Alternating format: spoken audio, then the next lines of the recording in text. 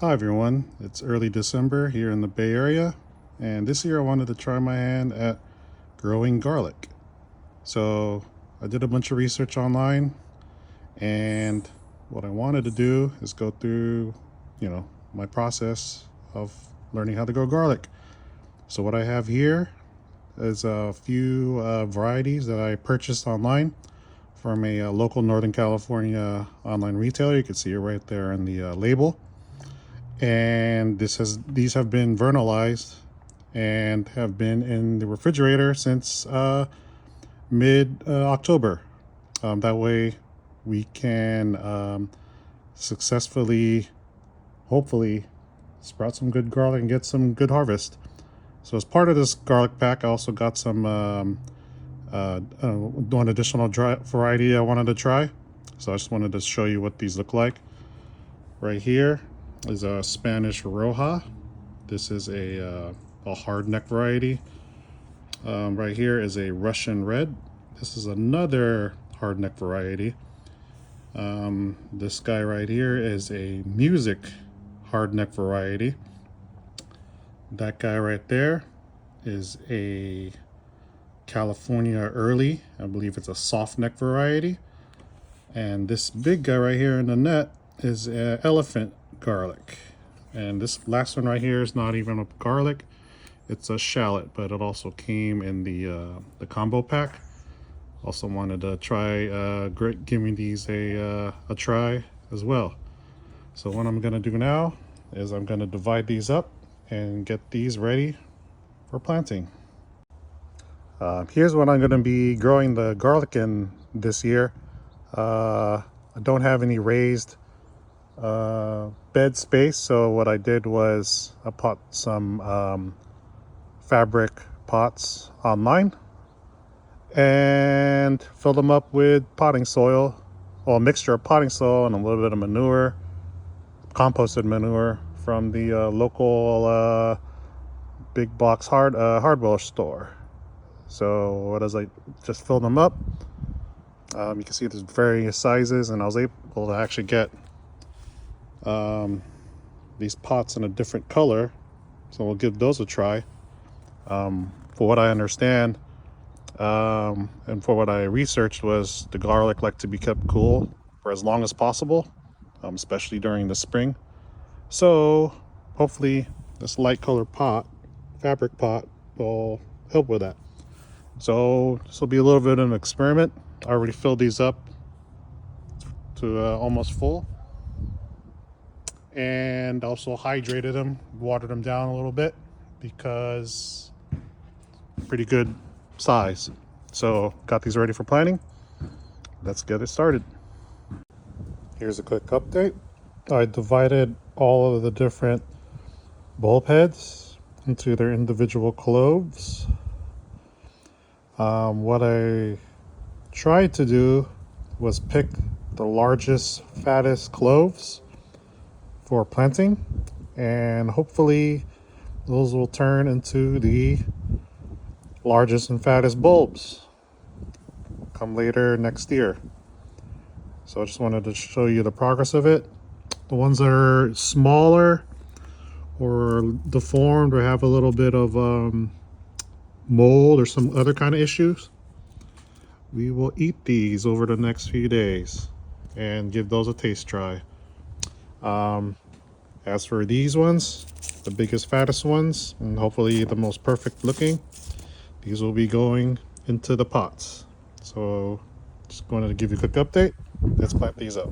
Okay, so let me show you how I'm planting these seed garlic. First, you take one of these nice fat cloves. I already pre-made these holes. They're about 4 inches apart. I'm gonna do a quick shaka. Ideally you want them 6. More room, hopefully the bigger bulb, but let's try 4 this year. And what I'm gonna do is push them in there and get in maybe about an inch deep. And, inch and a half, not too exact. From what I understand, here in California, there isn't a grade A risk of the ground freezing over. So in the northern climates or places where it gets snow, you would probably have to plant these a little bit deeper. But here it shouldn't be an issue. There you go. I already planted out. So this side would be the California early. Back here would be the music.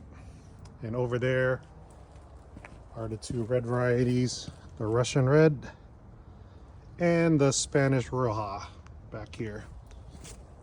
So the way I planted this configuration was this side here gets warm during the morning, gets the morning light, and also this side here gets some of the afternoon light and sun as well. California early is a soft neck variety and therefore doesn't require, from what I've researched, the amount of vernalization or cold hours as the hard neck varieties like the music and the Russian red and the Spanish Roja over there. So trying to pay attention to the microclimate within my space, I'm hoping that the morning warmth and afternoon warmth on this side of this particular space in the pot won't affect the California early garlic on this side. For what I've read, the longer you can keep the garlic at a temperature below 60-70 degrees, the better for growth, larger bulbs. That's what I'm hoping. So hopefully this will be planted out. It's early December. Give these a chance for them to root, send their roots down into the soil, and hopefully get some good growth in preparation for spring. So that's how I'm planning it up. Let me get some mulch on these guys and give them a good water. Okay, now I've placed a layer of leaf mulch on these grow bags where I've just planted the seed garlic. So you can see the California early tag tucked in there along with the music. And just give you a little close shot. The Russian red and the Spanish Roja tags, all nice and covered with a layer of leaf mulch.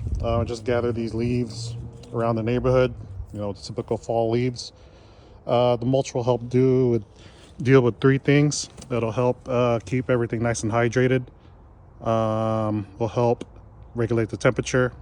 This will especially be helpful once the sun starts shining in late winter, early spring. You know, we want to keep the temperature of these garlic as low as possible from what I've read. So hopefully this mulch will help with that. And also it'll help keep the weeds down. Garlic does not like competition. So this layer of mulch will hopefully keep down the weeds, minimize the amount of weeds and competition for these this garlic. So hopefully that'll give them the best start, and we'll see in the next few weeks and months what comes and pops up out of the ground over the next few weeks and months. So I'm going to continue planting these out. I'll be also try different things in terms of keeping the regulating sunlight exposure, keeping the temperature down. Might try things like, maybe put a little shade cloth here.